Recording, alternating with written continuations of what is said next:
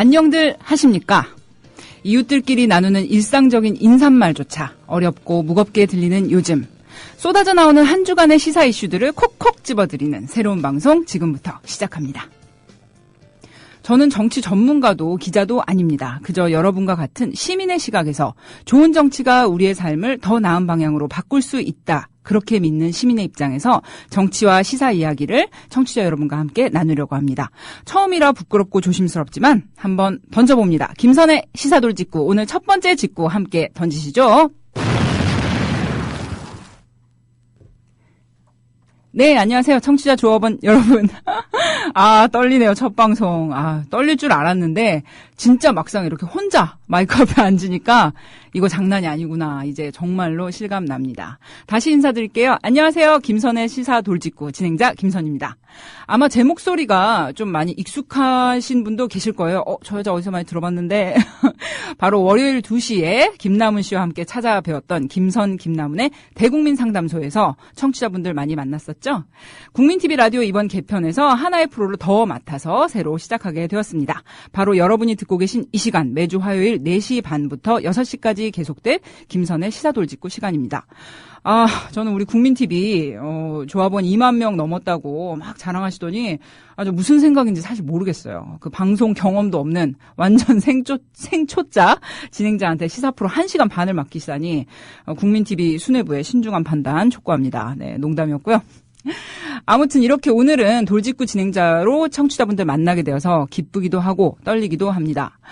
제가 정치적인 어떤 식견은 부족할지 모르지만 그러기에 더욱더 보통 시민의 관점에서 여러분 조합원과 같은 눈높이에서 여러분들이 관심 있어 하시는 이야기들을 재밌게 쉽게 풀어서 나누고 싶습니다. 우리 시사 돌직구에는 시사 이슈 정리하는 코너가 마련돼 있고요. 또 한 가지 주제를 가지고 깊이 있는 뒷이야기 나눠보기 위해서 게스트분들도 앞으로 많이 초대할 예정입니다. 많이 들어주실 거죠?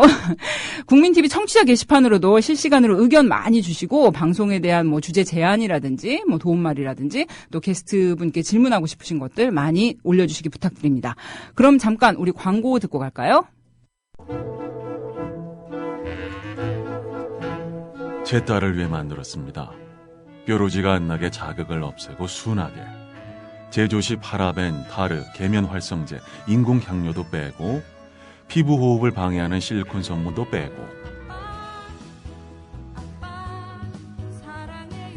아빠가 딸을 위해 만든 화장품 지니 내추럴. 검색창에 지니 내추럴을 검색하세요. 안전한 원료, 합리적 가격, 건강한 피부, 3가지 소원을 들어주는 지니 내추럴. 지니 내 소원을 들어줘.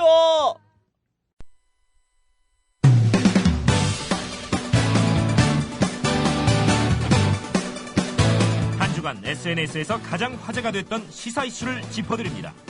SNS 핫토픽. 네, SNS 핫토픽. 이번 주에는 어떤 것이 있을까요? 첫 번째로 윤여준, 안철수 재결합. 무슨 이혼했다 재결합인가요? 네, 두 번째로는 박근혜 대통령 신년 기자회견. 이 두 주제가 가장 많이 얘기가 됐는데요. 그 내용 먼저 살펴보겠습니다. 먼저 윤여준, 안철수 의원의 재결합입니다. 지난 4일에 윤여준 전 장관의 안철수 의원 측 합류 소식이 전해지면서 많은 사람들에게 놀라움을 줬는데요. 과거 여권의 책사로 통했던 윤여준 전 장관. 한때 안철수 의원의 멘토로 불리며 청춘 콘서트 등 함께하기도 했었죠. 안철수 의원이 서울시장 후보를 놓고 고민할 때까지만 해도 둘 사이에 긴밀한 관계 유지되고 있는 것으로 알려져 있었는데요. 그런데 지난 대선 때는 문재인 후보를 지원하고 또 인상적인 방송 연설을 해서 큰 반향을 일으켰습니다. 특히 그 중년층 이상에서 윤여준 전 장관에 대한 호감도 매우 높았는데요. 그랬던 윤 전 장관이 돌연 안철수 의원이 꾸린 새정치추진위원회에 합류할 것이라는 뉴스가 토요일 오전에 전해졌습니다. 그래서 많은 트위터 이용자들이 놀랍다는 반응 보였는데요. 반응은 일단 크게 두 가지로 갈립니다. 놀라움을 바탕으로 기대, 그리고 실망으로 갈렸는데요. 소위 전략가, 책사로서 윤 전 장관의 능력을 기대하는 쪽에서는 윤여준의 새정추 참여, 안철수 의원에게 상당한 도움이 될 것으로 보인다. 그가 실체가 모호하다는 비판받고 있는 안철수 의원의 새정치에 어떤 구체성을 부여할 것이다며 기대를 감추지 않았고요. 한편으로는 지난 대선 때 그리고 작년부터 줄곧 안 의원에 대해 쓴소리를 하며 비판적이었던 그분의 발언을 돌아보면서 새정치가 도대체 뭔지 의문이다. 안철수가 윤여준에게 매우 집요하게 구애를 했구나. 남녀간 사랑이었으면 집착인데? 윤여준은 돌고 도는 물레방아 같고 안철수는 재활용품 수집가다. 이렇게 좀 세게 비판하는 트윗들도 많이 보였습니다. 또 그 여권의 책사라는 그의 그런 이름값에 비해서 행보가 너무 가볍다. 왔다 갔다 하는 모습이 다소 실망이다라는 의견을 보이는 트위터리안들도 꽤 있었습니다. 윤 전 장관의 합류가 앞으로 안철수 신당 만들기에 어떻게 작용할지, 앞으로 그가 그곳에서 어떤 역할을 할지 궁금해지네요. 또 화제가 됐던 것이 있죠. 대박. 박근혜 대통령의 대박 기자회견이었습니다. 어제 박근혜 대통령이 취임 후에 첫 번째로 기자회견을 가졌죠. 310여일 만에 첫 번째 기자회견이었는데요. 이 기자회견이 네티즌과 SNS 이용자들 사이에서 어제 하루 동안 아주 격렬한 반응을 불러일으키고 있습니다. 사실 그전에도 취임 초기에 그 짧게 담화 형식으로 발표문을 읽는 것은 있었지만요. 기자회견은 이번이 처음이라 대체 어떤 내용이 나올지, 그리고 기자들 간의 질의응답 시간은 어떻게 진행될지에 대해서 많은 사람들이 궁금해했었죠. 그런데 반응은 기대했더니 역시나 그럴 줄 알았다. 이런 실망스럽다는 반응이 대부분이네요. 여전히 그 박근혜 대통령이 애용하시는 프롬프터가 나왔고요. 먼저 읽은 회견문도 구체성이 전혀 없었고 그동안 나왔던 이야기들을 반복하는 수준에 그쳤습니다. 또 기자들 간의 질의응답 시간 있었죠. 이정현 홍보수석이 질문하실 분 손 드세요. 이렇게 해서 이제 기자들이 손 드는 모습이 연출되기도 했는데 이게 미리 이제 질문 내용이나 순서나 이런 매체가 너무 이렇게 잘 짜여져 있어서 짜고 치는 고스톱이 아니냐 이런 말이 SNS 사이에서 흘러나오고 있습니다. 그 어제 박 대통령 기자회견은 그 청와대 홍보수석실에서 미리 만든 질문 내용이 작성되어 있는 문서가 트위터에 뜨면서 정말 이게 드라마 한 편의 그 연극을 보는 것 같다는 느낌이 그게 드러났는데요. 이에 대해서 블로거 IM피터는 기자들의 질문 내용에 대해서도 정말 그 현재 실정을 파악 못하고 있는 한가로운 질문이었다. 이렇게 비판했고요. 민주당 신경민 의원은 기자회견이라는 이름의 한 편의 연극을 보는 것 같았다. 이렇게 평가했습니다. 한 트위터리아는 말을 아끼시지만 한 번 말씀하시면 빵빵 터지는 대통령께서 오늘도 대박을 터뜨리셨습니다. 면서 통일은 대박이다라는 박 대통령의 말을 이용해 내용 없는 기자회견에 비꼬는 그런 창작물들이 넘쳐나고 있습니다. 인터넷에서는 어제 기자회견이 알아들을 수 없는 말로 점철돼 있다면서 이 박근혜 대통령의 언어를 번역한 아주 신랄하게 번역한 번역본도 돌고 있다고 합니다. 대통령이 진정한 소통의 의미를 깨닫게 되는 그날 우리는 정말로 대박 날 것 같지 않으십니까? 새해도 며칠 지났는데 청취자 여러분 진심으로 대박 나시길 바라면서 이번 주 핫토픽 이만 마치겠습니다. 네, 핫토픽 이렇게 알아봤는데요. 첫 방송에 청취자분들이 댓글 많이 우리 게시판으로 올려주고 계십니다. 신이 내린 짱돌림, 안녕하세요. 또박또박 내시는 소리가 좋아요. 전문 아나운서 같습니다. 용기를 주시는 이런 칭찬의 말씀 붙잡고 나가겠습니다. 중령 공시생님 오셨네요. 예, 김선님 아자아자 화이팅. 훈녀 아줌마께서도요, 그 파란 집에서 도끼를 품은 소리가 들리나요? 파란 집은 어디예요? 네, 블루벨벳님께서는요, 써님 긴장하셨나봐요. 괜찮아요. 토닥토닥 천천히. 네, 제 말소리가 약간 빨랐다는 의견. 감사합니다. 금박산 누렁이님께서는요, 오늘 너무 이렇게 아이디가 신박하신 분들이 많이 들어오셔가지고, 김선 만세, 몸쪽에 꽉 찬 돌직구, 빈볼이 나면 조합원이 벤치 클리어링 해드립니다. 감사합니다. 열바다님께서는요, 이왕 하는 거 낙곰수 뛰어넘읍시다. 예, 그러면 안 되고요. 네, 재밌는 응원 말씀 감사드리고요. 네, 첫 방송 이렇게 조합원님들 응원 받아서 활기차게 나가보도록 하겠습니다. 네, 오늘의 돌직구는요, 우리 시사 돌직구의 메인 코너로 오늘의 돌직구 매주 한 가지 주제를 가지고 전문가분들이나 당시에 이제 관련되신 분들 모시고 이제 좀 더 깊이 있는 얘기 나눠보는 시사 돌직구 메인 코너가 준비되어 있는데요. 오늘의 돌직구는 다시 보는 2012년 대선입니다. 제가 오프닝에서도 안녕하십니까 이렇게 말씀드렸는데 참 안녕들 하지 못하기 때문에 이 말이 그렇게 무겁게 들리는 것 같습니다. 여러모로 안녕치 못한 요즘 저희가 안녕치 못한 이유 무엇 때문일까요? 안녕치 못하다면 정치, 경제, 사회적으로 이렇게 많이 얽혀있는 우리 사회의 문제들 때문에 저희 마음이 무겁고 안녕치 못할 것 같은데요. 그것은 아마도 지난 대선의 결과로 탄생한 박근혜 정부, 그리고 박근혜 정부의 불통과 실정, 그리고 답답하게 이 국민들을 억누르려고 하는 그런 자세 때문이 아닌가 싶습니다. 그래서 오늘 돌직구 첫 회는 이미 좀 횟수로는 사실 2회나 지난 이야기이긴 하지만 지난 2012년 대선을 복기해보고자 합니다. 어떤 분들은 때가 어느 때인데 아직도 대선 이야기냐 이렇게 하실 분들도 계시지만 이 우리 실패에 대해서 복귀하고 또 반성하고 앞으로 그런 일들을 다시 반복하지 않기 위해서 정말 정확하게 분석해 보는 것은 몇 번이라도 지나치지 않은 얘기라고 생각합니다. 그래서 이 자리에 게스트 한 분 모셨습니다. 청와대 정무비서관 혁신과 통합 수석기획위원을 역임하시고 또 우리 문재인 후보 민주캠프에서 활동하셨던 정태호 위원장님, 지금도 이제 민주당에서 지역위원장님 으로 활동하고 계신데요. 모시고 지난 대선의 5가지 키워드를 주제로 돌직구와 함께 던져보겠습니다. 안녕하세요. 정태호 위원장님 반갑습니다. 예, 안녕하십니까. 정태호입니다.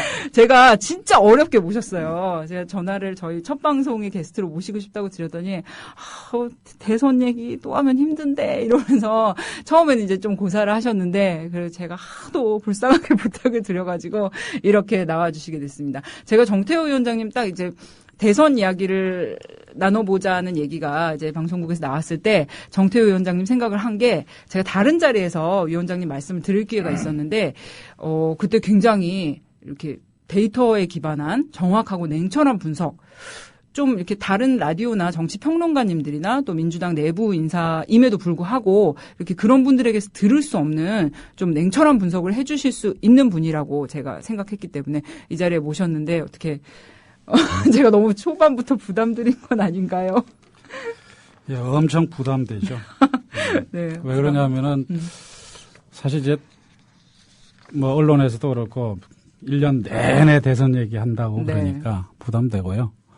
그리고 제가 이제 대선 때 이 전략기획실장을 맡았다가 그때 9명 그 소위 친노 측근들 물러가라 그래가지고 이제 저도 그때 물러났었는데. 그래서 그랬던 사람이 또 나와가지고 대선 얘기 하자니까 네. 좀 부담스럽죠. 그러나 나오라 그러니까 이제 좀 고민이 되긴 했지만 이 시점에서 지금 민주당 지지도가 워낙 떨어지니까 그렇죠.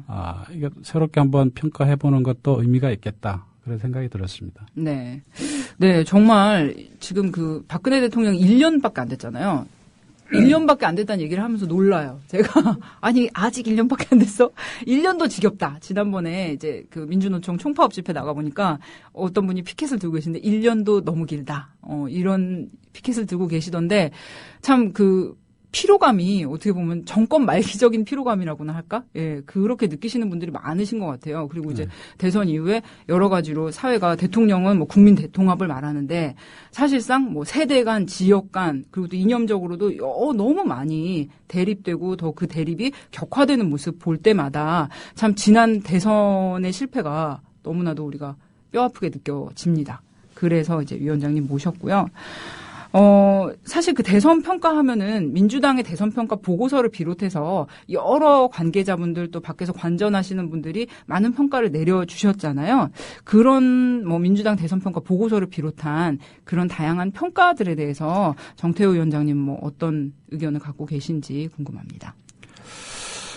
사실 지금 민주당이 상당히 지지도가 떨어져 있지 않습니까? 네. 뭐, 심지어 한 자릿수 이하로 내려갔다. 네. 그것 때문에 이제 실망들을 많이 하고 있는데,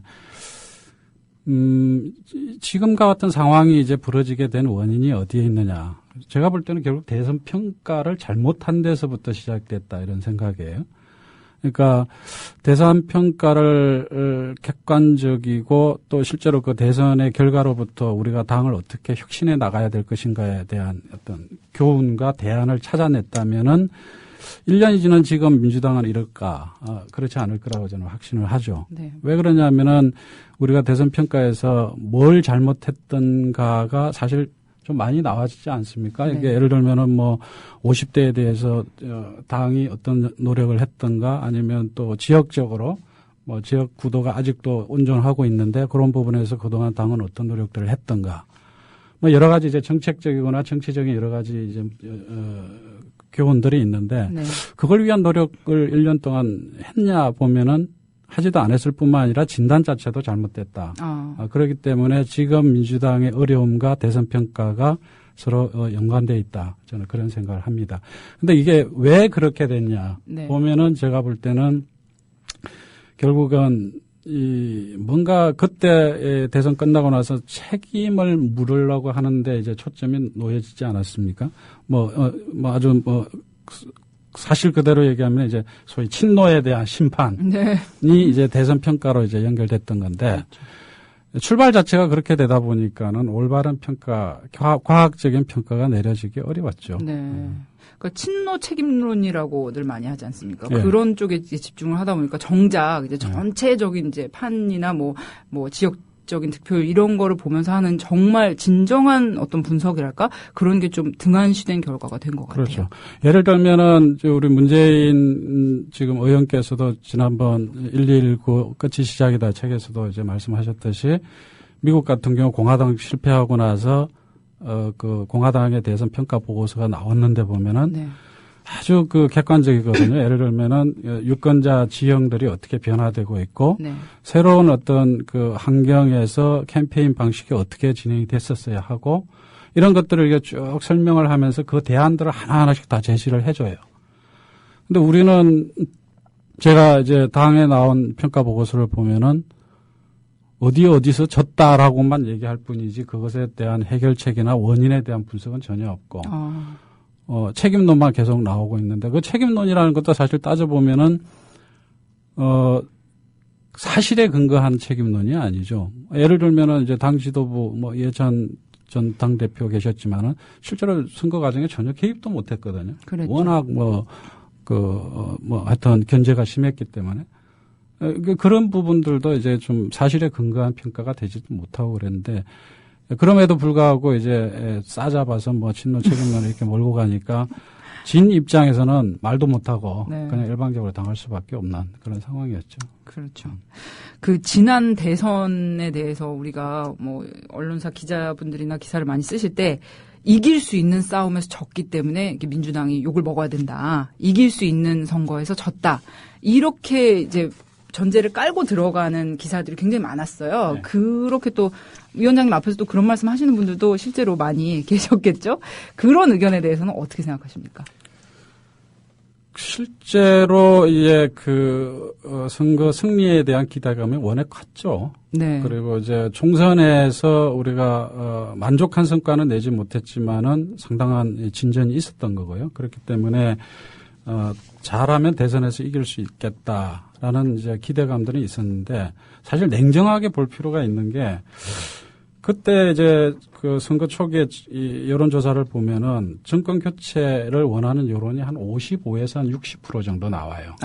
네. 그러니까는 이제 사람들은 이 정도 이 정권 교체 여론이 있으면은 이길 수 있는 거 아니냐 이런 생각을 하는 거죠. 그렇게 보이는데요. 근데 이게 일종의 착시 현상이라는 거죠. 왜 그러냐면은 실제로 이 55에서 60% 정도 내에는 박근혜로의 정권 교체, 정부 교체, 또 정권 교체를 이해하는 그런 유권자층이 상당히 많았었어요. 그래서 이걸 다 그때 이제 그 여론조사를 분석해 보면은 결국은 2% 정도의 싸움으로 진행이 될 수밖에 없다. 실제로 박근혜 같은 경우가 견고하게 한 48% 정도의 지지도를 가지고 있었어요. 네. 그리고 당 지지도도 40% 이상을 늘 유지하고 있었고, 반면에 우리 당 지지도는 30%도 채 안 되는 그랬죠. 그런 상황이었는데, 결국은 그런 착시 현상이 있었던 것인데, 이거는 우리가 이 한국의 정치 지형에 대한 또 잘못된 이해 부분도 있어요. 사실은 우리가 많이 간과하고 있는 부분인데, 이번에 문재인 후보도 이런 말씀을 하셨지만 기울어진 운동장이라는 표현을 쓰잖아요. 네. 그 기울어진 운동장이라는 게 결국은 현재 이제 지역구도에 문제가 있는 거고 제가 보니까는 유권자 수만 하더라도 영남 쪽이 한 1,200만 명 정도 되고 호남 쪽이 해봤자 400만 명 정도밖에 안 돼요. 그렇게 차이가 큰가요? 네. 그러니까 한 2.5배 정도의 차이가 있단 말이에요. 어떻게? 여기서 이미 치고 들어가는 싸움을 하고 있는 거란 말이죠. 근데 실제로 이번 선거에서도 그런 지역 구도가 온전돼 있다라는 것들이 증명됐었어요. 네. 실제로 노무현 대통령 때 우리가 이 지역 구도로 의해서 나타났던 그 표 차이보다 이번에는 좀 더 벌어졌더라고요. 제가 보니까. 지역 구도가 오히려 더 심해진 걸로 보일까요? 그걸 심해졌다 안 됐다 이렇게 딱 단정은 지을 수 없지만 여전히 그것이 아주 강고한 그 구조로 남아 있다 이렇게 볼 수 있는 거고. 근데 이제 개선된 측면도 있죠. 문재인 후보 같은 경우는 이제 부산 같은 경우에서 뭐 39%대의 득표율을 얻었기 때문에 옛날 노무현 대통령보다는 좀 더 진전된 부분이 있죠. 그렇지만 전체 표로 보면은 여전히 선거 결과에 결정적인 영향을 미치는 변수로 작용하고 있다라는 거고. 네. 또 우리가 간과해서는 안 되는 거는 선거라는 게 결국 후보와 또는 그 캠프와 국민과의 어떤 소통, 이게 되게 중요한 건데 우리처럼 지금 일방적인 언론 환경에서는 대단히 어려운 지금 구조에 놓여 있는 거죠. 네. 이런 거에다가 이제 뭐 지난번에 천안함 사건 이후로 이제 보수적인 그런 이념 지형이 형성되면서 또 그런 부분에 대해서도 좀 어려웠고 사실 이런 구조적인 우리 한국의 어떤 정치 지형을 우리가 전략적으로 어떻게 뛰어넘을 수 있는가 여기에 대한 고민 없이 무조건 우리가 이길 수 있는 선거였다라고 얘기하는 거는 이런 이 우리의 어떤 기울어진 정치 지형을 외면하는 그런 거죠. 네. 그래서 이거를 놓고 뭔가 이 평가를 한다라는 거는 객관적인 평가가 되기 어렵다. 그렇게 봅니다. 네. 저는. 그런데 사실 이게 어느 선거에나 다 뭐 언론이나 뭐 이런 환경이 민주당 쪽에, 그러니까 뭐 야당이라고 할 수 있는 민주당 쪽에 유리했던 적은 사실 별로 없었던 것 같아요. 그런데 네. 이제 이명박 정부 들어서면서 언론이나 이런 것들이 너무 이게 편향되게 이제 딱 변해버려서 더 이제 심화가 된 거는 같은데 우리가 그 과거를 돌이켜 보면 민주당이 이제 2명의 대통령을 내지 않았습니까? 이제 김대중 대통령, 노무현 대통령님이 계신데 그 두 대통령님을 배출했던 지난 선거를 돌이켜 볼 때 이번 선거와 어떻게 뚜렷하게 대비되는 차이점이랄까? 지난 선거에는 우리가 이게 있었지만 없었다. 또는 뭐 지난 선거의 이런 여론 지형과는 뭐가 달랐다. 뭐 어떻게 그렇게 설명하실 수 있는 부분이 또 있을까요? 그러니까 결국은 이제 지난 두 번 선거에서 우리가 이길 수 있었던 것은 사실은 이제 그때 가장 그 결정적인 변수가 됐던 거는 지역 구도인데 그때는 이제 김대중 대통령의 정권 교체 때는 소위 이제 DJP 연합이라는 걸 통해서 이제 충청표를 우리가 가져왔었죠. 네. 그다음에 이제 노무현 대통령 때는 행정수도 이전 이 공약이 이제 충청권에 반향을 일으키면서 또 충청권에서 이제 표가 되고 왔단 말이에요. 네. 그때 우리가 보통 한 20만 표 정도씩 이겼었어요. 충청권에서. 네. 근데 이번에는 오히려 충청권에서 10%, 12%, 3%인가 졌어요. 한 20만 표 정도가 졌어요. 딱 그만큼이 또 빠지는 거네요. 그러니까는 아까 말씀드린 것처럼 영원한 표에서 부족한 부분에다 충청표 빠진 거 네. 이거를 수도권에서 메꿔야 되는데 이 수도권에서 메꿀 수가 없었던 거죠. 그거는 이제 나중에 또 설명을 드릴 수 있는 기회가 있습니다만은 결국 그렇기 때문에 이 DJP 연합이라든가 뭔가 충청권에 대한 이런 그 우리들의 노력, 네. 정책적, 정치적인 노력이 필요했던 건데 그게 이번 선거에서 우리가 충분히 이제 잘 안 됐던 것이 지난 선거하고 참 차이가 있고 또 아젠다 부분에서는 지난번 97년하고 2002년 선거에서는 97년에서는 이 정권 교체라는 것이 수평적 정권 교체라는 것이 아주 이게 국민들의 핵심적인 어떤 그런 네. 가치로 이제 등장을 했던 거고 2002년도에는 노무현 대통령의 상징되는 그 새정치 이게 네. 있었던 거죠. 그런데 이번 선거의 특징은 그런 아젠다 싸움이 전혀 이루어지를 안 했죠. 그거를 이제 만들려고는 했던 것 같아요. 어떻게. 그렇죠. 예. 그런데 뭐가 어떻게 큰 이 대선에 큰 맥을 짚을 수 있는 그런 빅 이슈가 사실 없었다는 것이. 그렇죠. 예. 그러니까 그거는 어떻게 보면은 새누리당의 전략적인 성공으로 봐야 되죠.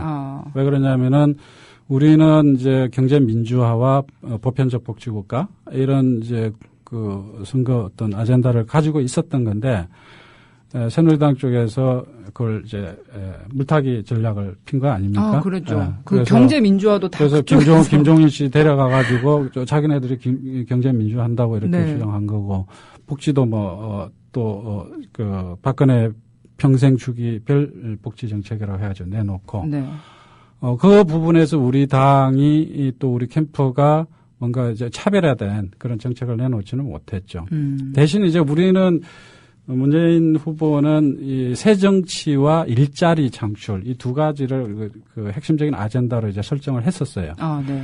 근데 새 정치 부분은 안철수 후보하고의 단일화 과정에 계속 뒤로 미뤄지면서 새 정치가 문재인 후보만의 아젠다가 되질 못한 거예요. 갈라졌죠. 예. 그러니까 마치 안철수의 또 그 아젠다로 이제 인식되기도 하고 네. 그런 어려움이 있었고 일자리 창출과 관련해서는 사실 이게 이 부분에서 뭔가 이 새누리당 박근혜 후보와의 차별화된 획기적인 뭔가 이제 정책들을 우리가 제시를 했었어야 되는데 이 부분에서 우리가 제대로 된 그 정책을 제시를 못한 아쉬움이 좀 있어요. 그러니까 그런 정책을 제시해야 된다는 거는 다 내부적으로 알고 계셨던 거예요. 그렇죠. 필요하다. 그런데 그게 그 빠른 시일 안에 이제 빨리 만들어내지 못한 그런 실책이라고. 그러니까 이 아젠다, 그러니까 새 정치와 일자리 창출로 가자라고 결정된 게 그 경선 중반쯤으로 제가 기억이 나요. 그러니까 저도 이제 당내 경선 말씀이시죠. 네. 그러니까 당내 경선 때 제가 7월 중순쯤에 이제 그 경선에 그 합류를 했었는데 그때 이제 그 제가 기획팀장으로 들어왔는데 보니까는 그런 핵심 아젠다가 설정이 안 돼 있더라고요. 그러니까 뭘 들고 나갈 것이냐. 그래서 이제 뭐 내부에서 정책팀하고 여러 가지 논의를 하면서 이제 그 두 가지로 이제 결정을 했죠. 네. 근데 결과적으로 보면 저는 뭐 후보님도 그런 얘기를 하셨지만은 준비 부족이기도 하고 또 어떻게 보면 우리 쪽 실력일 수도 있어요. 그거는. 네. 저는 그렇게 봅니다. 왜냐하면은 그 민주개혁 진영이 지금도 어떤 길로 가야 될지 어떤 정치적 그 노선이나 어떤 방향 이런 부분에서 내부적으로도 여러 가지 논쟁이 있고 뭔가 어떤 서로가 이제 합의되는 그런 길을 아직 못 찾고 있다고 저는 생각이 드는데 그게 결국 우리 진영의 이제 수준이 아닌가 저는 그렇게 봅니다. 네. 실력 부족이라고 말씀하시니까 굉장히 아프게 확 다가오는 것 같아요. 근데 이게 보통 이렇게 말씀을 이렇게 돌리시는데 그냥 우리의 실력이 부족한 거죠. 이렇게 그러니까 이제 실력 배양을 해야 되는 거죠 지금부터. 네, 그렇죠. 근데 사실 그 아젠다를 만든다는 게 단시간에 그렇죠. 우리가 12월 달에 선거니까 7월 달부터 빨리 만들자. 이게 이래서 이제 그 아젠다를 가지고 여론을 이끌어내야 되는 건데 그렇죠. 저 사람들이 말하는 저게 필요한 거구나를 그러기에는 시간도 너무 짧았던 것 같아요. 평소에 그러니까 좀 이렇게 많이 당 내에서 소위 말하는 이제 아젠다 세팅이라는 건데 이 아젠다 세팅이라는 게 그냥 뭐 교수들 모아놓고 연구해가지고 해서 나오는 것도 아니고, 네. 그것도 해야 되지만 또 이 광범위한 여론조사나 이런 것들 또 이 여론조사도 요새 새로 나온 다양한 기법들이 있죠. 그런 것도 해야 되고, 뭐 요새는 또 뭐 빅데이터라는 것도 있잖아요. 네. 뭐 그런 것도 동원해야 되고, 그리고 어떻게 보면 뭔가 안이 나오면 그거를 한번 띄워보고 테스트도 해봐야 되고, 이런 아주 복잡한 과정들이 있는 거거든요. 근데 사실은 이제 그런 것들을 해볼 수 있는 시간적 여유가 없었던 거죠. 없었던 건데, 이제 역으로 저는 생각을 해봅니다. 그러니까, 선거 전반에 대해서 여러 가지, 저는 개인적으로는 각 분야에서 2% 정도씩 부족했다고 봐요. 선거를 끌고 가는 각 분야에서. 네. 그러니까 뭐 정책, 뭐 전략, 뭐 조직, 뭐 홍보 등등등 다 따져보면은 다 2% 부족했다. 네. 그게 결국은 이제 준비 기간의 문제이기도 하고 실력의 문제이기도 하다라고 저는 그렇게 보는 건데, 그러나 1,470만 표를 얻었다라는 거는 저는 대단한 기적이다. 그렇죠. 그 기적은 누가 만들었냐? 문재인 후보가 만들었다고 저는 생각이 들어요. 그러니까 1,470만 표라는 거는 어떻게 보면은 우리 국민들의 열망이 모아져 있는 것이기도 하고, 또 문재인 후보 개인이 어떻게 보면은 후보의 자질, 로서 이렇게 만든 표다 저는 그렇게 봅니다. 실제로 문재인 후보는 저는 기적이라고 보는 거는 정치 입문한 지 1년 만에 1,470만 표를 얻은 거거든요. 네. 정치 입문한 지 민주당 60년 전통을 가지는 민주당이 후보가 되는 것도 사실은 기적이었고, 네. 그 다음에 또 후보가 돼서 야권 단일 후보가 돼서 1470만 표를 모았다라는 것도 대단한 거라고 저는 보는 거죠. 그렇죠. 정말 닥닥 긁어서. 네, 다 모은 거죠. 네, 1470만 표 모은 다 긁어 모을 대로 다 긁어 모았는데, 그게, 우리가 뭐, 나머지 2% 부족한 부분들만 후보한테 잘 채워줬다면은 네. 이길 수 있는 선거였지 않나. 저는 그렇게 보는 거죠. 문재인 후보가 처음에 딱 떴을 때도 후보 지지율하고 당 지지율하고 격차가 너무 나서 네. 이렇게 당이 좀 이렇게 받쳐주고 끌어주고 이렇게 돼야 되는데 민주당 디스카운트를 안고 간다. 이런 말이 날 정도로 민주당 지지율이 참 그때도 안 좋았어요. 특히 2030 젊은 세대에게 그렇죠. 어떤 호감을 민주당을 지지하는 게 나 민주당 지지해 이런 뭔가 이제 젊은 사람들 사이에서 쿨하다, 멋있다 이런 느낌을 줘야 하는데 사실 그때는 오히려 이제 안철수 후보를 지지하는 사람들은 뭔가 이렇게 생각 있고 어떤 트렌드와 새바람을 따라가는 것 같고 이런 인상을 줬단 말이에요. 그게 참 이제 민주당의 뭐 실력이자 실책이자 그런데 참 그 부분에서도 좀 아쉬운 점 많으시겠어요. 사실 그게 이제 여러 가지 쟁점 중에 하나였고요. 네. 선거 중에도. 그리고 지금도 뭔가 남아있는 쟁점이기도 해요. 네. 왜 그러냐면은 이 소위 여의도식 정치를 거부하는 또는 이제 비판하는 정서가 시민사회에 상당히 있는 거고. 있었죠. 그러나 또 이제 정당 후보는 또 정당의 조직적인 또 지원은 받아야 되고. 네. 그래서 경선할 때도 보면은 막 그 당하고 이렇게 함께 가면은 비판이 들어오는 게 왜 문재인 후보 그 좋은 이미지가 있는데 여의도 정치 속에 빠뜨리고 있느냐. 막 이 공격이 들어옵니다. 그러면 갑자기 화들짝 놀라가지고 네. 그게 아니지 새로운 정치 캠페인이 필요하다 가지고 나갔다가 또 막 하다 보면은 당에서 또 뭐 하는 거냐. 네. 예를 들면은 이제 뭐 후보님 나가셔가지고 이제 뭐 연설할 때 그때 이제 현직 국회의원들을 막 안 올려요. 연단에. 예. 좀 배제시키는 그런 분위기가 있었죠. 그런 또 분위기가 네. 있단 말이에요. 올리면 막 욕하고. 그래서 그렇게 되면은 또 이제 당 내에서 이런저런 비판이 나오면은 또 당 정치 구조 속에 좀 들어가기도 하고. 네. 사실 이게 좀 어떻게 보면은 일관된 원칙 없이 계속 왔다 갔다 했어요. 그런 건데 지금도 그 부분을 어떻게 해야 되느냐가 사실은 제일 큰 고민이죠. 그러니까 당의 지지도가 확 올라가면은 네.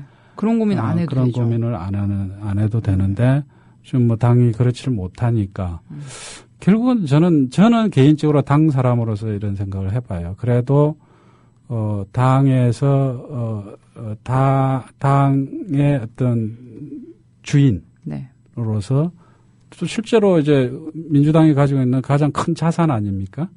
결국은 후보가 문재인 의원께서 당과 시민사회를 같이 갈등 없이 끌고 갈 수 있는 수준까지 가야 이길 수 있는 선거였지 않냐 그런 생각이죠. 그러니까요. 그 캠프가 또 3개로 꾸려졌잖아요. 시민 캠프는 이제 시민단체 연합체 같은 모습이었고, 이제 뭐 민주 캠프는 당이고, 뭐 이렇게 하는 식으로 3개로 간다. 그래서 뭐 바람개비가 3개 돌아가는 바람개비 캠프, 뭐 이런 얘기 나왔는데, 당 지지율이 높고 시민사회에서 저 정도는 맡겨도 되겠다. 이런 믿음이 있어서 당과 시민사회가 딱 연합해서 후보를 받쳐주는 식으로 이렇게 갔으면은 너무 좋았을 텐데 그게 아니라 어떻게 좀 3개가 따로 이렇게 유리된 모습? 그런 아쉬움도 좀 있어요. 그게 이제 고육지책이었죠. 그러니까, 3개로 간 것이. 예. 그러니까 이제 2가지 이유에서 그렇게 했죠. 그거는 이제 제가 경선이 끝나고 나서 이제 선대위 구성에 대한 이제 기획안을 올릴 때 이제 제가 직접 보고를 드렸었는데 그때 이제 결정이 된 건데 그러니까 당 지지도가 약하니까 결국은 이 중간층이나 이제 소위 비판적 지지층들이 있지 않습니까? 네. 이 그룹을 모을 수 있는 그 선대위 구조가 뭐냐. 그런 고민에서 이제 시민 캠프라는 걸 만들었던 거고. 그리고 이제 또 하나는 문재인 후보가 어떤 새 정치에 대한 그런 이미지가 워낙 강하기 때문에 기존의 그 선대위 형식으로는 좀 그 문재인 후보의 이미지를 충분히 살릴 수 없다. 그런 이제 고민 끝에 이제 소위 시민 캠프라는 걸 하나 별도의 어떤 시스템을 만들었던 거죠. 네. 근데 그게 이제 일각에서는 오히려 혼선을 일으켰다 이런 그 지적이 있죠. 근데 실제로 혼선이 일부 있었기는 있었죠. 그러나 그게 제가 볼 때는 뭐 큰 선거에 영향을 미칠 만큼의 혼선은 저는 있었다고는 보지는 않아요. 네. 아까 그 지난 두 번의 대선과 이제 지난 두 번 그 김대중 노무현 대통령님이 이제 이기셨던 두 번의 대선과 이제 지난 우리의 이제 18대 대선을 얘기를 할 때 충청권 전략의 부재에 대해서 말씀을 하셨잖아요.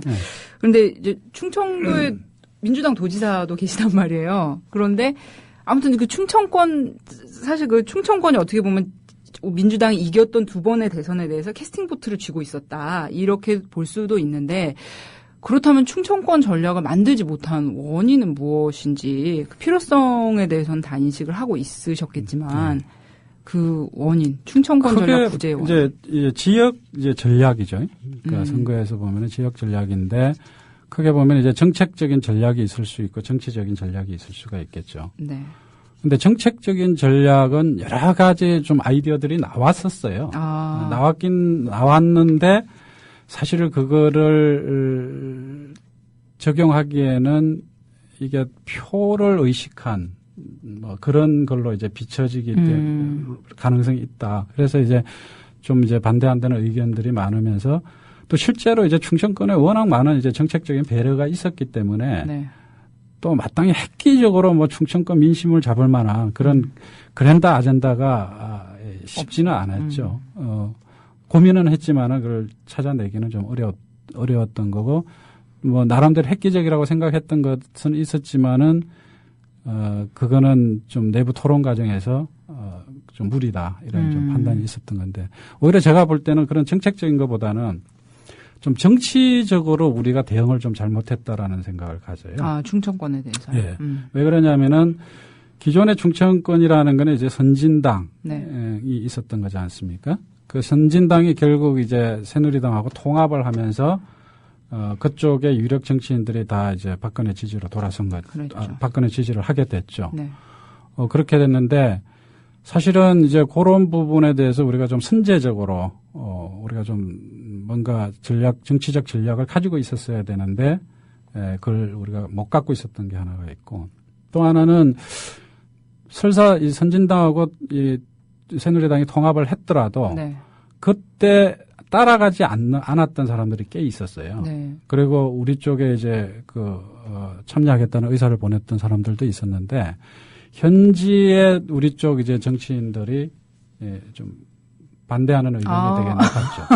이런. 그거는 이제 지역적으로 지역 정치에서의 또 논리가 있는 것이기 때문에, 그러면서 이제 남아있는 이제 정치인들 중에서 좀 의미 있는 분들이 우리 쪽으로 합류하는데, 좀, 우리가 좀 적절하게 대처하지 못한 부분이 있죠. 네. 그게 이제 나는 좀 뼈아프다고 생각이 들고, 그러니까 그 부분은 충분히 우리가 예상하고, 사전에 대응을 했었어야 되는데, 못했다라는 좀 아쉬움이 있고요.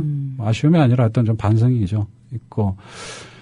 그것도 그지만 또 정말 힘들었던 게 뭐냐면은, 이 충청권이라는 게 결국 승부의 중요한 결정적인 변수가 될 텐데, 여론조사상으로도 뭐 초기부터 한 10% 지는 걸로 나오고 있으니까, 최대한 이거를 격차를 줄여야 되는 건데, 이 안철수 후보하고의 이 단일화 문제가 그렇게 하는 걸 너무 힘들게 한 거죠. 뭐냐면은 안철수 후보하고 우리하고 문재인 후보의 지지층이 똑같아요.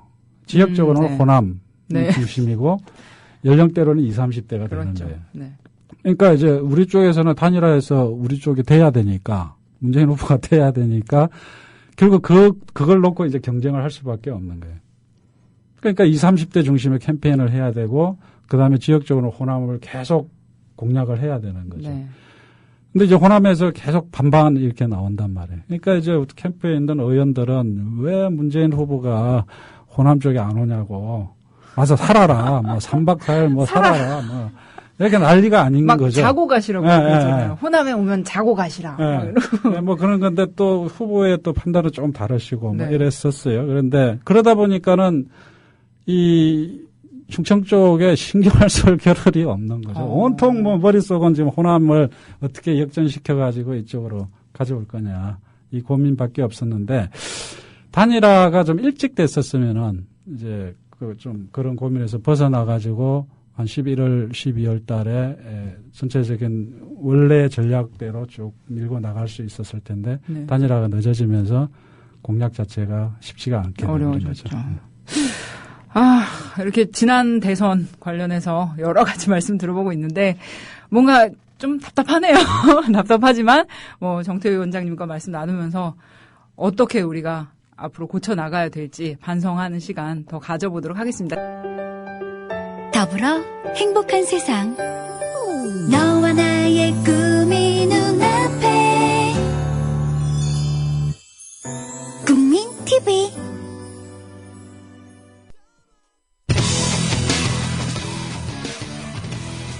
한 주간 가장 이슈가 됐던 인물 그리고 가장 악평을 받은 인물을 선정합니다. 업앤다운. 네, 업앤다운, 업앤다운이죠. 예, 오늘 첫 시간은 지난 한 주 우리 시사 이슈 중에서 뜬 사람, 그리고 진 사람, 업된 사람과 다운된 사람을 이제 이야기해보는 코너인데요. 오늘의 업 무엇이 있을까요? 오늘의 업은 바로 돼지국밥입니다. 사실 이게 인물을 저희가 이제 시사 이슈에서 많이 거론된 인물을 선정을 하는 건데 왜 돼지국밥을 꼽았느냐? 요즘 돼지국밥 아주 인기예요. 제가 어제 트위터에다가 부산에서 먹을 수 있는 것과 같은 돼지국밥집을 서울에 좀 추천을 해주세요. 제가 부산은 당장 못 가니까 이렇게 트위터에다가 여쭤봤더니 멘션이 거의 30개가 왔어요. 막 지도까지 첨부해서 보내주시고 전화번호 뭐 너무 자세한 정보들을 많이 주시고 뭐 식기 전에 전구지 팍팍 넣어 먹으라 막 이런 말씀도 해주셔서 너무 재밌었는데 돼지국밥의 인기 요즘 상당합니다. 이게 다 그 영화 변호인에서 그 김영애 어머님께서 그 식기 전에 팍팍 전구지 넣어 먹으라 요거 때문인 것 같은데요.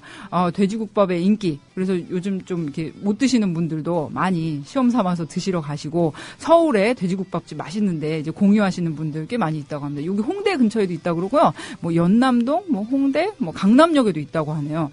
돼지국밥 뭐 이렇게 쌀쌀한 날씨에 어울리는 음식인 것 같은데 한번 드셔보시길 바랍니다. 네, 업앤다운 이번에 다운된 인물 이번에는 사람이에요. 다운되신 분 이번 주에 다운되신 분들은 바로 새누리당의 김진태 의원님입니다. 축하합니다. 와. 박수. 김진태 의원님 유명하시죠? 김진태 의원께서는 전에 우리 프랑스에서 우리 시민들이 박근혜 대통령 뭐 특검 받아라, 뭐 사퇴해라 이렇게 시위하셨던 그 교민분들을 향해서 어떤 대가를 치르게 하겠다. 이렇게 무시무시한 말씀 페이스북에 올리셔서 한때 또 인기몰이를 하셨던 새누리당 김진태 의원님인데요. 이번에는 또 어떤 그 국가 전복을 꾀하는 그런 사범에 대해서는 변호인 접견권을 제한하자. 이런 또 엄청난 법안을 내셔가지고, 이거 시민사회와 야권은 물론이고요. 또 같은 여권 새누리당 일각에서조차, 이거 너무 과한 거 아니냐. 이렇게 비판을 하고, 비판을 한 몸에 받고 계시다고 합니다. 근데 이게 진짜 문제가, 이건 뭐, 다른 거 다 떠나서 헌법에 보장되어 있는 기본권, 이런 뭐 신체가 구속되거나 이런 상황에 처했을 때 변호인을 접견할 수 있는 거는 정말 모든 권리에 앞서는 정말 기본권인데 이것조차를 제한하자는 거. 그리고 국가 위해 사범, 전복을 꾀하는 사범에 대한 판단 기준은 무엇인지 이게 명확하지 않은 상황에서 정말 이렇게 너무 무시무시한 법을 내셔가지고 저희 무섭습니다. 뭐 설마 통과는 안 되겠지만 국회에서 잘 막아주시리라 믿고요. 오늘 다운된 인물 새누리당 김진태 의원님 선정되었습니다. 유후.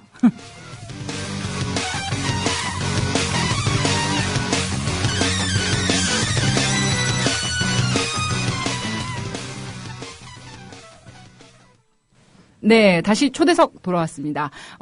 민주당 정태호 위원장님 모시고 관악을에서 활동하고 계신 정태호 위원장님 모시고 말씀 나누고 계십니다. 저희가 지금 게시판이 너무 많이 반응들 주셔가지고, 게시판에 뭐 이런 의견들이 많으세요. 뭐 대선 얘기해서 뭐 하냐, 또는 뭐 이제 뭐 가슴 아프다, 이런 얘기도 많으시고, 또 여러 다른 의견 제시해 주시는 분들도 있고, 심지어 전화도 방금 주셨습니다. 이렇게 뭐 대선 얘기에 대해서 사실 우리 전북 너무 많이 몰입을 했었잖아요. 지난 대선에 정권교체 열망이 그만큼 컸고 감정적으로 심정적으로 너무나 우리가 몰입되어 있었기 때문에 다시 얘기를 꺼내는 게 사실 누구나 마음 아파요. 그렇지만 우리가 앞으로 뭐 4년이 됐든 언제가 됐든 또 다시 우리가 생각하는 정말 정말 정치가 우리 삶을 나은 방향으로 바꿀 수 있는 그런 세상 만들기 위해서 다시 한번 우리가 도전한 입장에서 우리의 실패 다시 복귀하고 반성하고 어떻게 잘 해 나갈 것인지에 대한 이야기를 하는 것은 아프지만 반드시 해야 될 일이라고 생각해서 저희가 이제 시사도를 듣고 첫 시간에 이렇게 게스트분 모셔서 말씀 듣고 계시고요. 정태호 위원장님 어떠세요? 말씀해 보시니까. 제가 처음부터 안 한다 그랬잖아요. 그러니까 안 한다고 하셨는데 제가 막 쫄라가지고. 반응이 이렇게 나올 거라는 아니, 반응은 그 선거에 대한 얘기를 꺼내면 다 이렇게 격렬한 반응들이 네. 오시는 것 같아요. 그래서 이제 고사하셨던 건데, 그래도 이렇게 얘기 나누는 시간 저희가 필요하다고 여겨서 이렇게 모신 거예요. 사실 그렇더라고요. 제가 이제 그 막년회 때, 송년회 쭉 다녀보면은 많은 사람들의 얘기를 듣는데, 자기 태어나서 2013년만큼 힘들었던 때가 없었다 그래요. 그러니까 왜 그러냐 그랬더니 대선 지고 나서 너무 힘들었고, 근데 희한하게 뭔가 하는 일마다 안 풀리더라고요. 거죠. 저도 그랬는데. 그러니까 이게 힘이 한번 빠지니까 뭐 하려고 하는 일들도 이게 이게 집중이 잘 안 되겠죠. 그렇죠.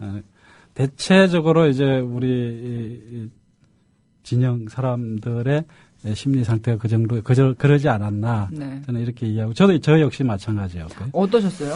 19일 날 딱 졌어요. 우리가 지고 났을 때 위원장님 뭐 하셨어요? 그냥 그냥 테레비 끄고 그냥 혼자 있었죠, 그냥. 네. 네. 술도 드셨나요? 그럴 때는 술도 안 들어가던데, 저는? 아니, 그 말씀 많이 하시더라고요. 평소에 잘 드시던 분들도 그날은 술도 안 들어가더라. 저도 폭주를 하는 편인데, 네. 그날은 다 그냥 만사가 싫더만. 그리고 실제로 한 1년을 그렇게 지냈어요. 별로 의욕도 안 생기고. 네. 그런데,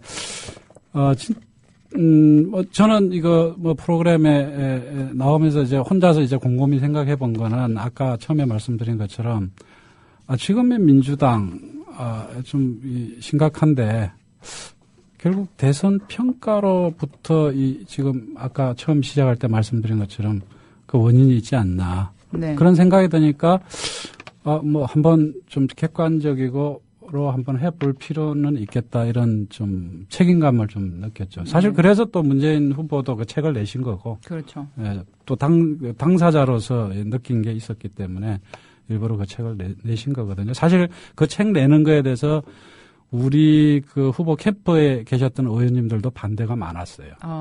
왜 그러냐면은 또 이거 내놓으면은 온갖 또 공격들이 들어올 텐데 굳이 왜 이러시냐. 네. 이건데 후보 입장에서는 나 다음에 누가 되든지 간에 이거는 반드시 짚고 넘어가야 될 일들은 짚고 넘어가야지.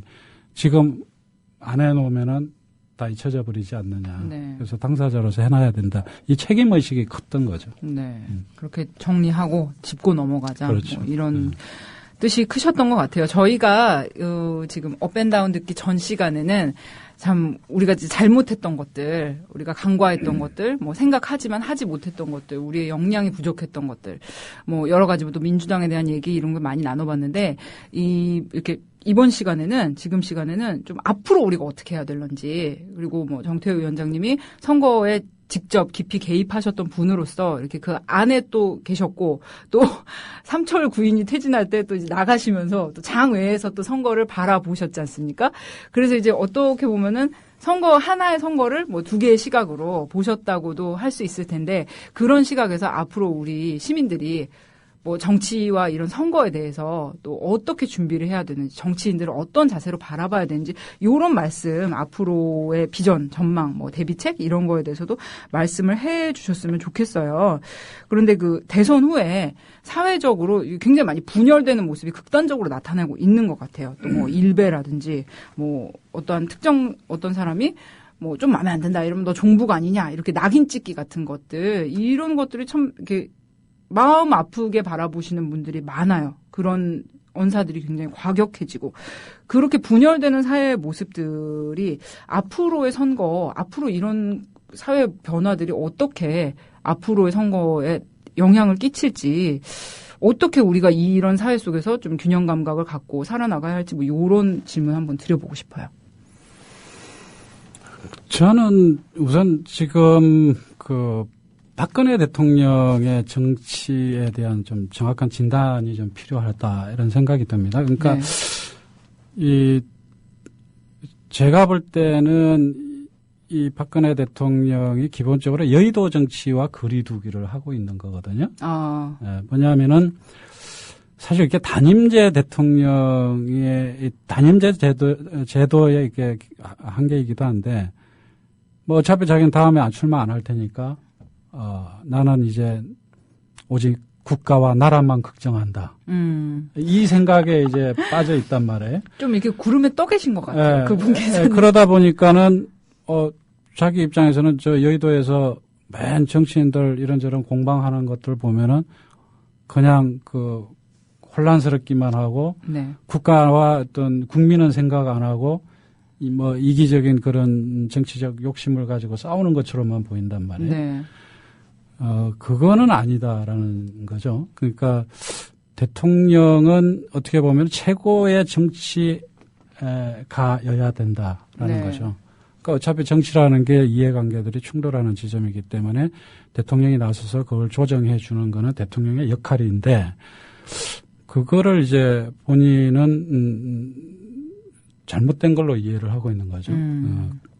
결국은 어제 이제 인터뷰가 있었지 않습니까? 네, 기자회견이 있었는데 아까 대박 신년 기자회견이라고 했는데 제가 볼 때는 쪽박 기자회견이었어요. 네. 뭐냐면은 이 소통 안 한다 그러니까 소통 좀 해보려고 나온 거 아니에요?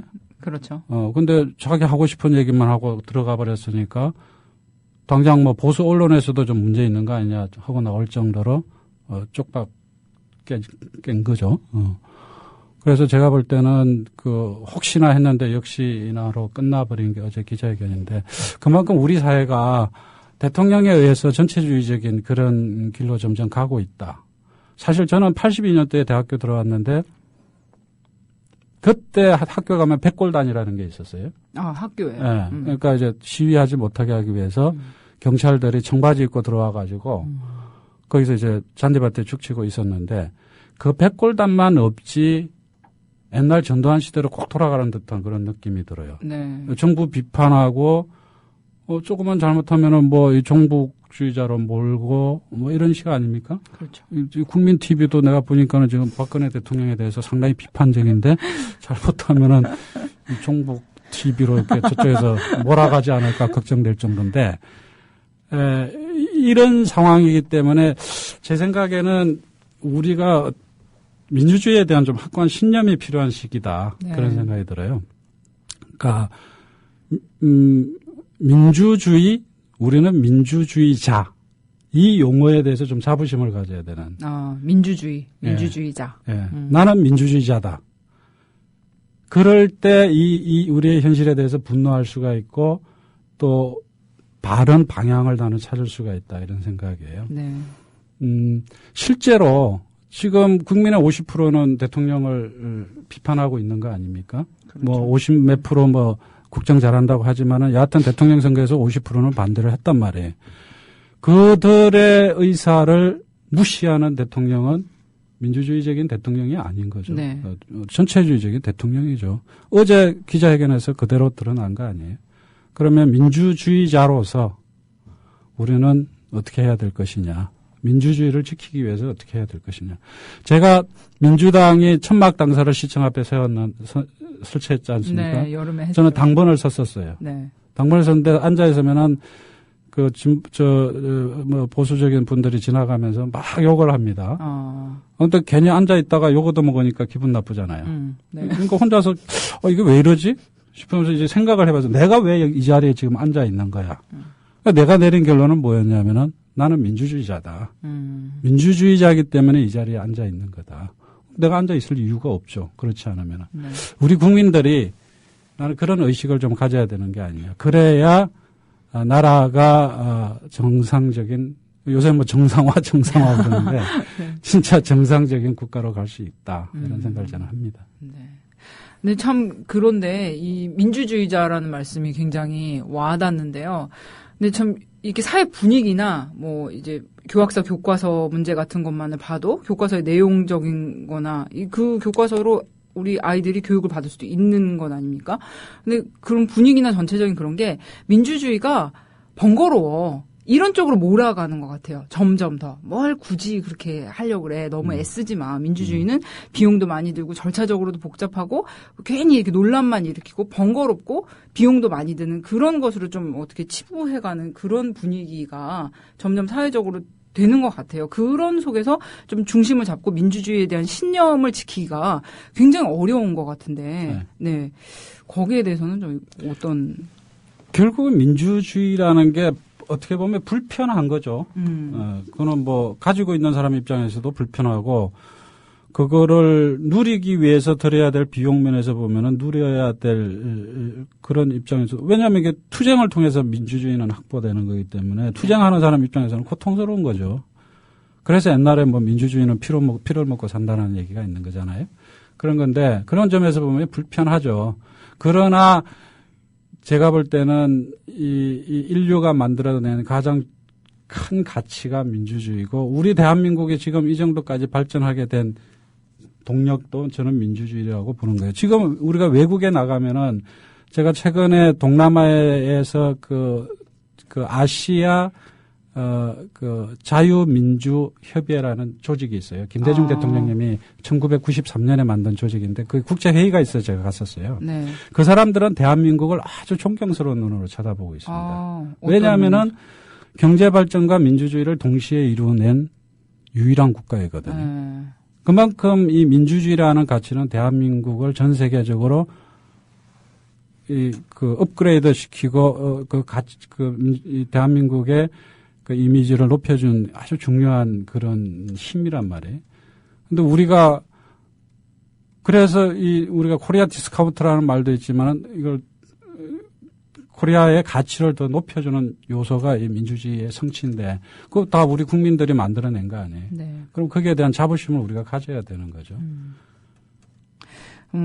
아까 이제 어떤 뭐 정책적인 제안들이나 뭐 충청권에 대한 공약이나 요런 것들이 이제 지연된 원인 중에 하나로 뭐 민주당의 기본 실력 부족도 이제 지적을 하셨는데 또 하나로는 이제 단일화 일정이 할 일 없이 지연이 되면서 뭐 후보도 이제 좀 끌려다니는 양상이 되고 어떻게 약간 정책 발표라는 것도 시점이 있잖아요. 딱 이 시점을 좀 이렇게 딱 해줘야 되는 그런 게 있는데 그게 좀 이제 지연되면서 단일화가 이제 지연이 됐기 때문에 뭐 그런 단일화의 후과라고나 할까 그런 것들이 있는데 앞으로 저희가 지금 민주당이 127석을 갖고 있다고는 하지만 어떻게 확 뭐랄까 뭐 주도권을 잡을 만큼의 이제 의석수나 그런 역량이 안 되는 게 사실이잖아요. 좀 가슴 아픈 얘기지만 그래서 다음 뭐 곧 다가올 지방선거나 뭐 다음에 어떻게든 있을 선거 뭐 7월달에 또 선거가 있을지도 모르고 요런 데서 또 야권 연대 또는 뭐 어떤 세력과의 다른 세력과 연합을 통해서 뭐 표를 많이 이제 끌어모아야 되는 상황이 될 수도 있을 텐데 그러한 상황에 대해서 앞으로 혹시 있을지도 모르는 단일화에 대해서 어떻게 접근을 해야 되는지 사실 저는 지난번에 단일화가 뭐 어떻게 이루어졌다기보다는 그냥 어떻게 마무리돼 버린 것 같은 느낌이거든요. 거기에 대해서는 어떻게 대비를 해야 될까요? 이게 2002년도 정몽준 후보와 노무현 대통령의 단일화와 이번 단일화가 많이 차이가 있죠. 그러니까 2002년도는 그 노무현 대통령이 그 이해창 후보한테 늘 지는 걸로 나왔어요. 아, 네. 근데 이제 단일화를 통해서 6%인가를 앞서게 됩니다. 그러면서 이제 선거 마지막 날까지 지지율이 조정이 되면서 결국은 그때 뭐 2%인가 뭐 그 차이로 이겼는데 이번 같은 경우는 단일화 되자마자 오히려 우리는 지지도가 뚝 떨어져 버렸어요. 그래서 이제 단일화 되고 나서부터 다시 이제 막 치고 올라가면서 막판에 여론조사에서 이제 역전되는 그런 현상들이 나타났죠. 네. 그런 건데 그게 뭐냐면은 이제 지지층이 겹치다 보니까 이 시너지 효과가 좀 없었던 거고 또 하나는 그랬던 거고 또 이게 너무 이제 시간이 이제 그 선거에 임박해서 이제 단일화가 되다 보니까는 네. 또 그 효과가 좀 약했던 거고 더더구나 이제 서로가 패를 딱 보면서 가는 단일화 과정이었죠. 그러니까 이미 누가 네. 뭔 패를 쥐고 있는지 딱 보고 있으니까 이게 양보가 안 되는 거죠. 협상이 안 되는 그렇죠. 협상. 예. 그런 상황이라 가지고 이제 그렇게 보면 이제 결론적으로 이제 교훈이 있는 거는 뭐냐면은 단일화는 좀 가능한 빨리 하는 게 좋다. 네. 우리가 원래 예상했던 거는 11월 초 정도 하는 게 이제 목표였는데, 네.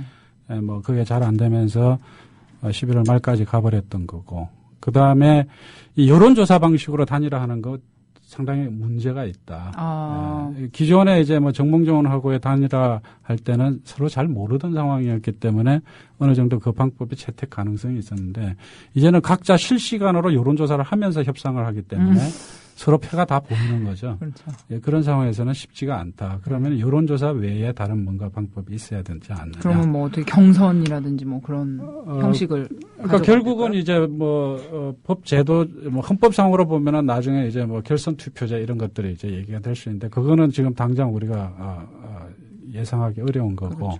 뭔가 우리 진영 내에서 후보 단일화를 위한 뭔가 좀 객관적이고 서로가 동의할 수 있는 네. 그런 방법들이 좀 찾아져야 되는데 사실 뭐다라고 지금 제시하기는 좀 어려운 상황이죠. 네. 사실 그 단일화 협상이 이렇게 지지부진하게 늘어졌던 것도 상대가 내놓은 어떤 단일화 방법이 상대방이 인정할 수 없는 것이었기 그렇죠. 때문에 또 굉장히 컸잖아요. 네. 이쪽에서 제시하는 건 상대 쪽은 지게 돼 있는 거고 네. 서로가 지게 돼 있는 걸 각자 내니까 그 받아들일 수가 없는 거죠. 결국은 그게 이제 서로가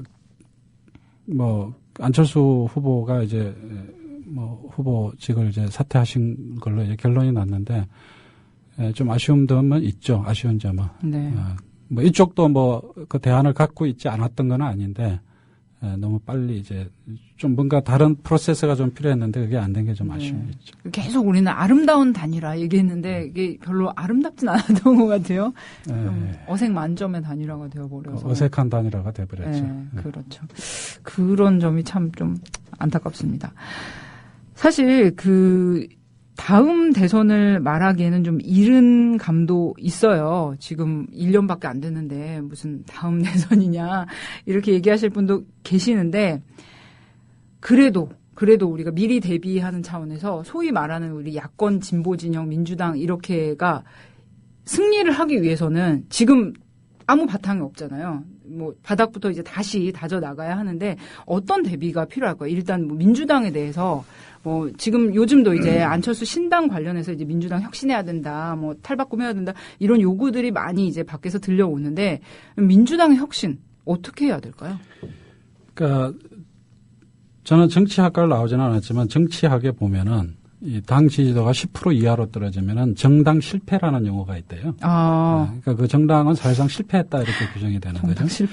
근데 사실 2007년도에도 우리가 10% 이하로 떨어졌던 적이 있어요. 네. 근데 그 이후에 이제 어떻게 보면 노무현 대통령님의 서거로 이제 민주진영이 다시 회복할 수 있는 기회를 가졌는데 여하튼 다시 이제 그 상태가 돼버린 거죠. 네.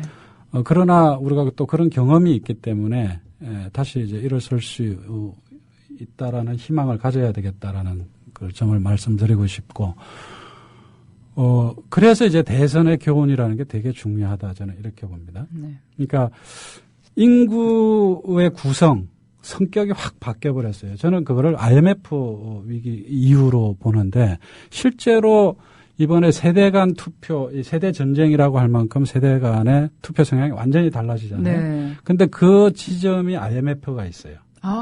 네. 그렇습니까? 그러니까 뭐냐면은 40대, 45세까지의 투표 성향이 비슷해요. 네. 45세부터 확 가는 달라져요.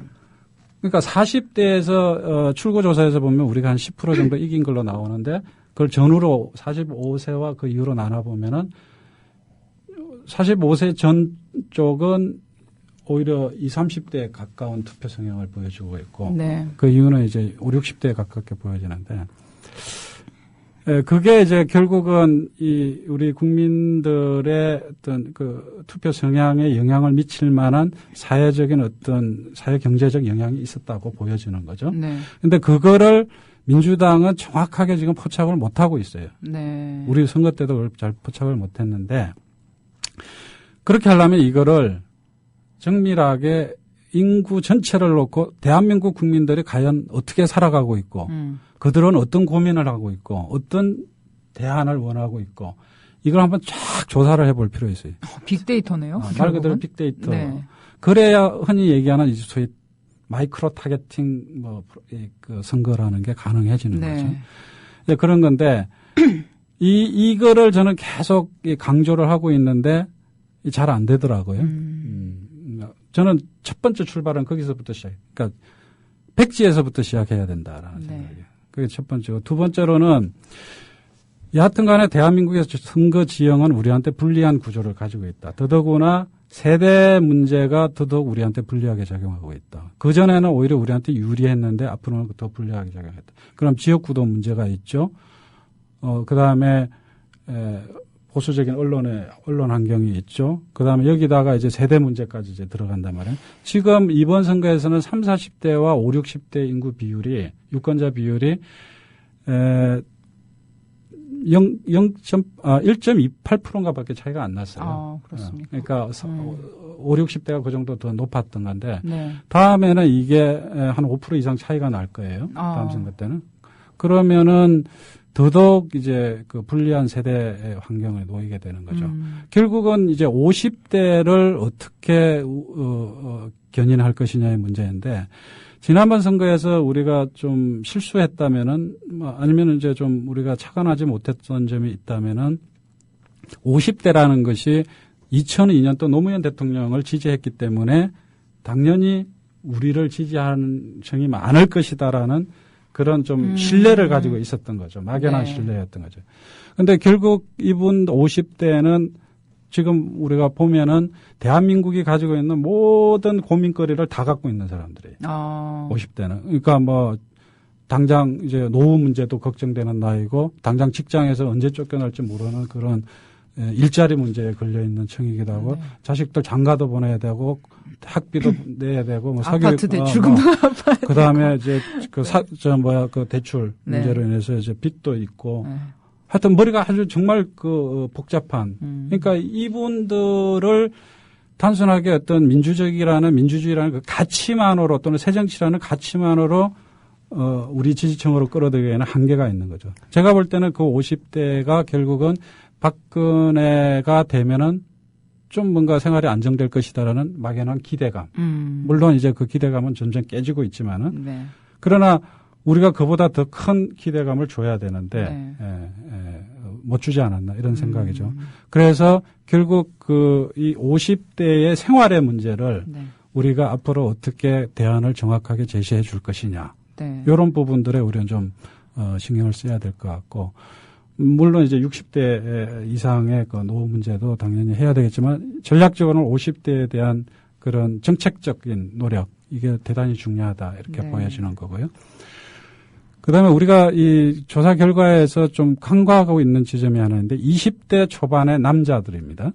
네, 20대 초반 남자들. 예. 그러니까 20에서 25세의 남성층인데 지난번 노무현 대통령 2000년 때 선거에 비해서 이번 선거에서 지지율이 더 떨어졌어요. 한 7, 8% 정도가 떨어집니다. 오, 7, 8%면 큰데요. 네, 그러니까 뭐냐면은 20대 초반의 젊은이들이 뭐 적어도 2002년도보다는 좀 더 보수화됐다.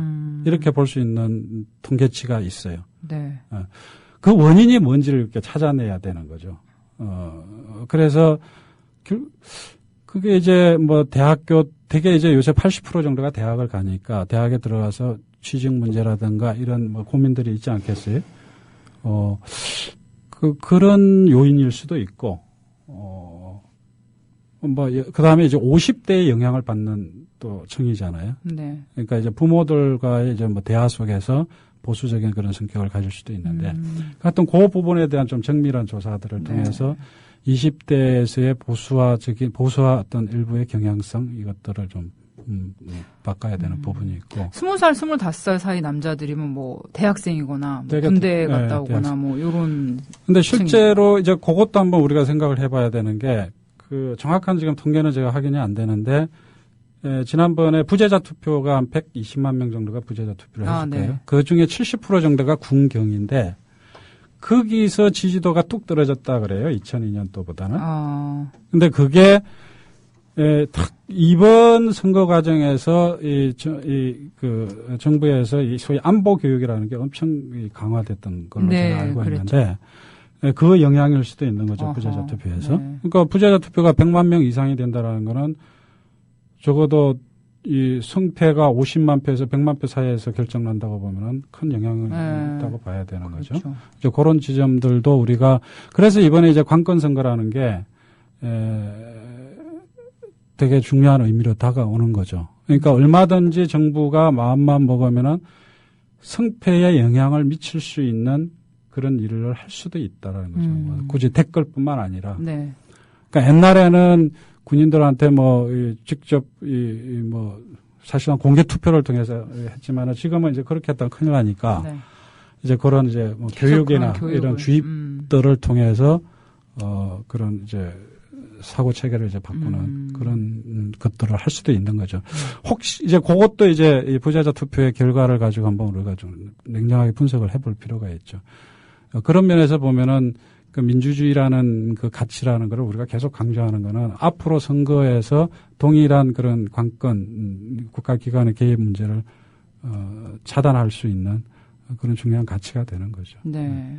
옛날에 그 저희 아버지 세대에서는 군대에서 투표를 할 때 이렇게 도장을 찍는 이 도장에 끈을 매달아 가지고 이 끈이 여당 후보까지만 가게끔 그렇게 했다고 해요. 그래서 야당 후보를 찍으려면 이게 안 가. 그래가지고 이쪽으로 옮기다 끈이 끊어져서 저희 아버지가 엄청 많이 혼났다는 그런 얘기 들었는데 요즘은 이제 교묘하게 뭔가 이제 의식에 침투하는 방식으로 뭐 교육을 한다든지 뭐 그런 콘텐츠를 많이 보여줌으로써 그렇게 유도를 한 것이 이제 지난 선거에 영향을 끼치지 않았나 그런 생각도 해볼 수 있겠고요.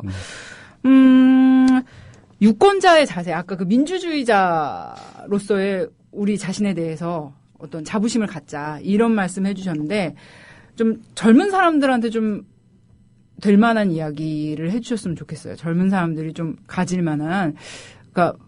사실 젊은 친구들이 이제 정치에 관심을 가지려다가도 왠지 어렵고 막 뉴스만 보면 싸우는 것 같고 또 막연히 이제 문재인 후보 지지했는데 뭐 안 되니까 이제 생애 최초 투표가 굉장히 중요하다고 하는데 그렇게 했다가 이제 좀 좌절하고 에이 뭐 관심 가져서 뭐해 안 되잖아 이러면서 좀 자포자기한 친구들이 많단 말이에요. 그런 사람들에게 좀 민주주의자로서의 자부심 그리고 정치와 정치인을 어떻게 바라봐야 하는지 이런 말씀. 마무리 말씀으로 좀 듣고 넘어갔으면 좋겠습니다. 사실 이게 결국 이제 젊은 사람들은 정치인을 보면서 이제 판단을 할 거 아닙니까? 정치 또는 정치인.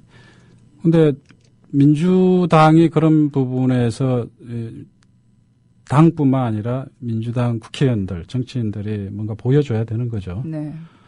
근데 저희들끼리 이제 좀 자조적으로 하는 말이 민주당은 정치인들의 협동조합이다.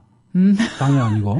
아니 이런 뭐 협동조합. 지난번 이거는 제 얘기가 아니고 네. 그 지난번 대선 끝나고 나서 그 국회의원 지역위원장 워크숍에서 나왔던 얘기예요. 어떤 의미로 협동조합이라는 말이 나왔을까요? 그러니까 국회 정치 당 소속이면은 어떤 당의 노선, 정책 이런 거에 대해서 책임을 지고 그리고 당의 어떤 미래에 대해서 책임을 지고 이런 자세가 필요한데 당은 그냥 내가 국회의원 출마하고 당선되기 위한 외피 정도로만 생각하는 그런 경향성들이죠. 그러니까 국회의원이 소위 이제 정치라는 게 퍼블릭 마인드, 네. 공적인 의식을 가지고 해야 되는 건데 사적인 그것만을 생각하다 보니까는 정치인들이 뭔가 국민을 위해서 정치하는 것처럼 안 보이게 되는 거죠. 그걸 이제 대학생 젊은이들이 이제 보지 않겠어요? 네. 그게 뭐 싸우는 거야. 뭐 일본도 싸우고 독일도 싸우는 건 늘 있는 거니까. 중요한 거는 그들이 얘기하는 바가 정치인들이 부르짖는 바가 정말 국민들한테 나를 위해서 싸워주가 있거나 그런 느낌이 안 들기 때문에 지지를 안 보내는 거거든요. 결국 이제 그걸 통해서 이제 젊은 사람들이 볼 텐데 저는 젊은 사람들이 이런 생각도 가질 필요가 있다고 봐요. 뭐냐 하면은 민주주의와 경제 발전이라는 게 네. 결국 그게 상충되는 게 아니다. 민주주의의 성장이 경제 발전의 원동력일 수도 있다. 네. 이 관점을 가져줄 필요가 있어요. 뭐냐면은 실제로 노무현 대통령 때 나는 큰 우리나라의 어떤 패러다임의 변화가 있었다고 봐요. 그거는 투명한 사회였어요. 네. 이게 사회가 투명해지니까는 소위 특권이 약화되니까는 기업들이 기존에는 권력에 손을 대가지고 특혜를 받아서 기업을 운영하려고 그랬는데 그것이 사라지고 기술 경쟁력을 통해서 이제 성장을 하겠다라는 그런 마인드가 확 바뀌었어요. 결국 뭐냐면은 이 민주주의라는 것하고 경제 성장이라는 것이 민주주의가 잘 작동하면은 경제 성장에 기여할 수 있다라는 걸 노무현 대통령 때 보여준 거예요. 네. 그게. 이제 그런 거를 보면은 이게 결국은 내가 젊은 사람들이 앞으로 미래에 살아갈 우리 사회가 충분히 이 풍족한 나한테 기회를 제공하는 사회가 되려면은 결국은 경제적으로 성장을 해야 되는데 그 밑바탕에 민주주의라는 가치가 존재해야 된다. 네. 이런 의식을 이제 가지는 게 되게 중요한 거죠. 네. 실제로 뭐 그러지 않겠어요? 꼭 민주주의는 아니지만 독일이라는 나라가 지금 EU에서 주도적인 그 역할을 해 나가는 거는 과거에 대해서 자기네들이 철저한 반성을 하면서 다른 사람들한테 다른 국가로부터 신뢰를 받았기 때문에 주도적 역할을 해내고 있고 그 결과로서 또 경제가 성장하는 거거든요. 실제로 메르켈이 이번에 3선인가요? 3선 총리가 됐던 거는 그 EU 통합이 가장 큰 영향이 있었던 거예요. 네. 근데 그 바탕에는 독일에 대한 기본적인 신뢰가 있는 게 있었던 거거든요. 네. 마찬가지로 우리도 이 정치라는 것이 기본적인 어떤 우리 사회의 신뢰를 높여줄 수 있는 그런 기제라면은 그거는 젊은이들한테는 훨씬 더 많은 기회를 줄 수 있는 그 채널이 될 수가 있는 거죠. 민주주의라는 것이. 이제 그렇게 되려면 저는 민주당에 부탁하고 싶은 게 있어요. 뭐냐면은 민주정부 10년에 대해서 자부심을 가지라는 거예요. 네. 근데 참 희한한 거는 민주당 내에 김대중 대통령을 얘기하지만은 노무현 대통령을 얘기하지 않는 사람들이 꽤 많아요. 근데 국민으로부터 가장 존경받는 대통령이 노무현 대통령이라고 많은 국민들은 지지를 보내고 있는데 네. 정작 그 노무현 대통령이 배출한 당은 민주당의 정통성으로서 뭔가 아주 자신 있게 얘기하지 못하는 그 분위기. 이게 민주당의 지금 지지도가 떨어지고 있는 원인이죠. 그러니까 민주당의 집권 10년, 민주정부 10년에 대한 그 자부심을 가질 때 민주당은 저는 새로운 출발을 하는데 동력으로서 그게 작동할 수 있다라는 거죠. 그 민주정부 10년을 부정하고서 자신을 갖지 못하면 어떻게 내가 민주주의자라는 걸 자신할 수 있을 것이고 민주주의에 대한 가치를 어떻게 자부심을 가지고 얘기를 할 수가 있겠어요. 네. 그 자부심 없이는 민주정부 10년에 대한 자부심이 없이는 어떤 것도 할 수가 없어요. 그러니까 참 지난 선거를 바라보면서 좀 이게 아쉽다고 느꼈던 게 정말 좋은 자산이잖아요. 민주당의 자랑스러운 자산인데 그거를 어떻게 콘텐츠화해서 뭐 2030 젊은 세대에게 민주당이 이런 멋진 전통이 있는 당이야. 우리가 힘들지만 이렇게 2번을 대통령을 배출해낸 당이다. 이런 거에 대해서 좀 잘 콘텐츠를 조직해서 젊은 사람들에게 뭔가 민주당의 쿨하고 멋진 이미지, 민주당 지지하는 사람은 좀 생각 있는 사람 이렇게 만들어 볼 수 없었을까 했는데 좀 유난히 또 노무현 대통령님에 대해서 거론하는 거는 뭐 당내 뭐 개파 싸움 때문인지 뭐 때문인지 모르지만 뭔가 쉬쉬하는 그런 분위기, 가장 큰 자산임에도 불구하고 자랑하지 못하는 그런 분위기가 굉장히 아쉬웠었어요. 그렇게 지적을 해주셨고요. 오늘 너무 감사합니다, 정태우 위원장님. 네, 우리 고맙습니다. 네, 너무 어렵게 모셨는데 정말 다양한 얘기 너무 많이 준비해가지고 오셔서 해주셔서 너무 감사드리고요. 오늘 이제 정태우 위원장님과 그 지난 대선 돌아보는 메인 토크 이걸로 마무리하도록 하겠습니다. 감사합니다. 예. 이번 주에 주목해야 할 숫자는 무엇일까요? 이번 주의 숫자.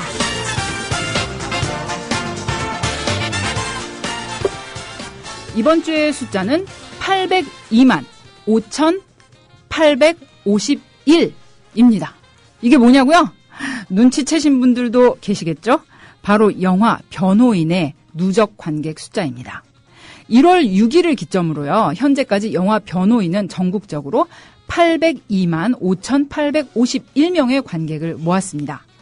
개봉 19일 차에 세운 기록인데요. 개봉 19일 차에 800만 명을 넘은 건 한국 영화와 외화를 통틀어서 최다 관객수를 모은 흥행작인 헐리우드의 대작이죠. 아바타보다도 무려 6일이나 빠른 기록이라고 하네요. 변호인이 사실 특수효과나 화려한 볼거리가 있는 영화는 아니죠. 어떻게 보면 다소 무거운 법정 드라마임에도 불구하고 사람이 이렇게 몰리는 거 왜일까요? 무엇일까요? 아마 그 송강호님을 비롯한 배우들의 열정적인 연기, 그리고 80년대를 배경으로 하고 있음에도 불구하고 그 영화 속에 나오는 모습이 지금 우리가 살고 있는 2014년을 아프게 비춰주기 때문 아닌가 싶습니다. 변호인의 개봉 19일차 흥행 기록인 802만 5,851. 오늘의 숫자로 말씀드리면서 김선의 시사 돌직구 첫 회 마무리 이렇게 하겠습니다. 다음 주에 새로운 시사 이슈 돌직구 던지러 다시 올게요. 청취자 조합원 여러분 감사합니다. 안녕.